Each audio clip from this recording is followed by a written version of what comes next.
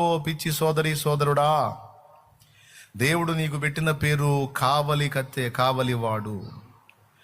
నీవు ఆ ప్రార్థనను శ్రద్ధ చేశావంటే చాలా నష్టాలు జరుగుతాయి. ఇదేం సేవలే అనుకుని నువ్వు ఆ ప్రార్థనను నిర్లక్ష్యం చేశావంటే చాలా ప్రాబ్లమ్స్ వస్తాయి.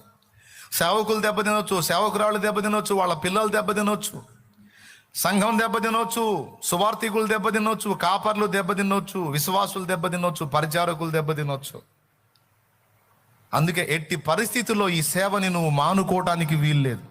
నీకు బాగలేకపోతే బెడ్ మీద ఉంటే ఆ బెడ్ మీద ఉండైనా సరే నా ప్రభువా అని నీ లెక్క ప్రకారం నువ్వు విజ్ఞాపన చేయాల్సిందే.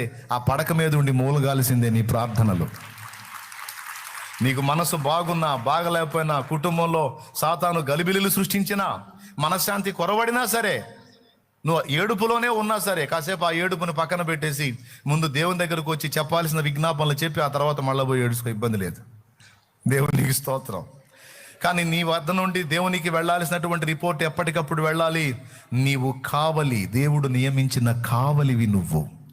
గుర్తుపెట్టుకో, గుండెల్లో భద్రం చేసుకో. అలాగే పేపర్ మీద రాసుకో.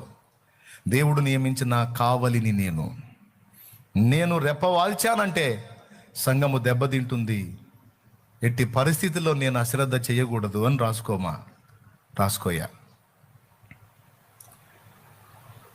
ప్రార్థనా సేవ అనేది ఒకటి ఉందని తెలుసు కదా మీకు. రెండవ పేరు ఏం పెట్టాడు?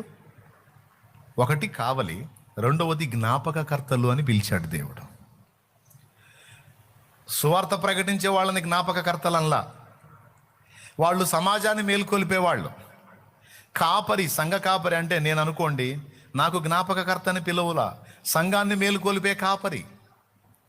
మరి నన్ను, సువార్థికుణ్ణి, సంఘాన్ని, అందరినీ దేవుని ముందు జ్ఞాపకం చేసే జ్ఞాపకకర్తలు ప్రార్థనాపరులే. మళ్ళా వీళ్ళకి పబ్లిసిటీ లేదు, ప్రజల్లో గుర్తింపు లేదు, వీళ్ళకి ఎలాంటి మహిమ లేదు, ఎలాంటి కిరీటం లేదు ప్రజల్లో. ప్రార్థనాపరులను ఎవరు గుర్తిస్తారు? కానీ ఒక్కటి చెప్పనా,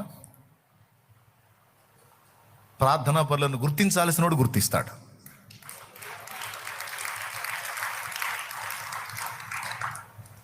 దేవుడే గుర్తిస్తాడు, దేవుడే ప్రతిఫలం ఇస్తాడు.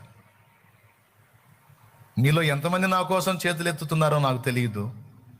ఎన్ని ఆటుపోట్లో తట్టుకొని నేను ఈ రోజు వరకు నిలబడటానికి నేను చేసే ప్రార్థన కొరగానిదని నేను అనుకుంటున్నాను, కొద్ది గొప్ప ప్రార్థన.